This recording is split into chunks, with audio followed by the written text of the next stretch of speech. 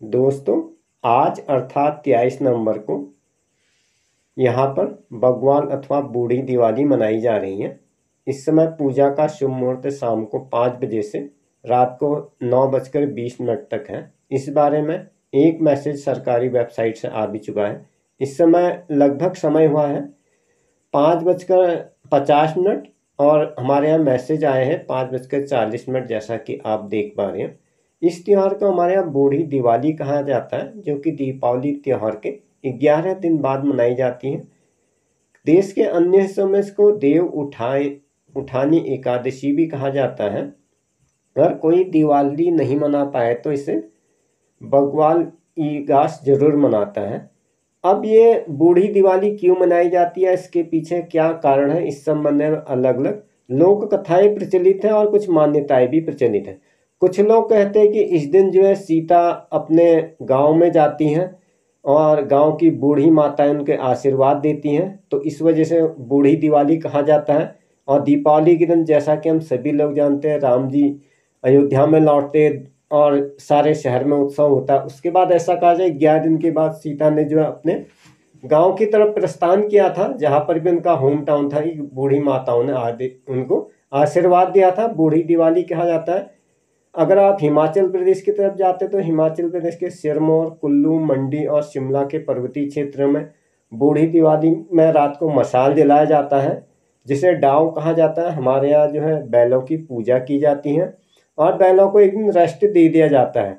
अगर हम अपने ही एरिया के गढ़वाल क्षेत्र की बात करें तो ऐसा कहा जाता है कि राजा और माधो सिंह भंडारी के समय से ये जो है बूढ़ी दिवाली मनाने का कार्यक्रम शुरू हुआ, क्योंकि उस समय क्या था, राजा का उनसे तिब्बत के राजा के साथ कोई विवाद चल रहा था। तो राजा के आदेश से माधो सिंह भंडारी युद्ध लड़ने तिब्बत सीमा पे जाते हैं और काफ़ी समय के बाद वो नहीं लौटते, दीपावली पर भी नहीं लौटते। उनको लौटते लौटते जब वो वापस श्रीनगर के लिए निकलते तो दिवाली के 11 दिन बीत गए थे और 11 दिन के बाद अपने गांव मालेधा पहुंचे थे। तो मालेधा गांव के निवासियों ने उनके स्वागत में उसी दिन दिवाली मनाए जाने की परंपरा शुरू हुई, क्योंकि यह एक बहुत ही खुशी का ही मौका था। अगर कोई हमारा भी परिजन लंबे समय तक नहीं आ पाता है तो हमारे मन में खुद ही एक बुरे विचार आते ही, कहीं वो युद्ध में शहीद तो नहीं हो गए अथवा आएंगे नहीं आएंगे, अचानक उनको आया हुआ देख करके। इसी तरह से जब वो अपने गांव जाते हैं मालेथा पे, तो वहाँ के लोगों ने दिवाली के 11 दिन के बाद भी अगेन दिवाली जला करके उनका अपने अपने तरीके से स्वागत किया था। और तब से यहाँ पर बग्वाल मनाने जाने की परंपरा शुरू हुई, क्योंकि इस समय तक लगभग पुराने समय में उत्तराखंड की अर्थव्यवस्था कृषि आधारित थी।